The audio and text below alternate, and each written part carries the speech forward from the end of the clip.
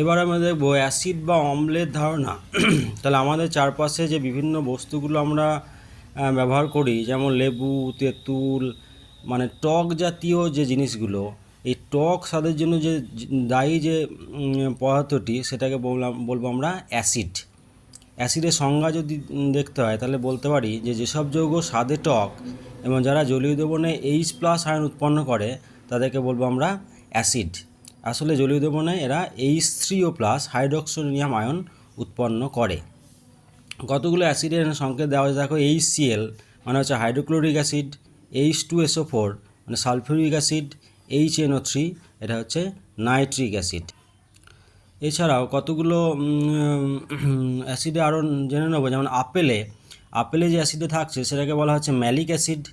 পাতি লেবুতে যেটা থাকছে সেটা হচ্ছে পাতিলেবু এবং কমলা লেবু, সেটা হচ্ছে সাইট্রিক এবং অ্যাসকর্বিক অ্যাসিড।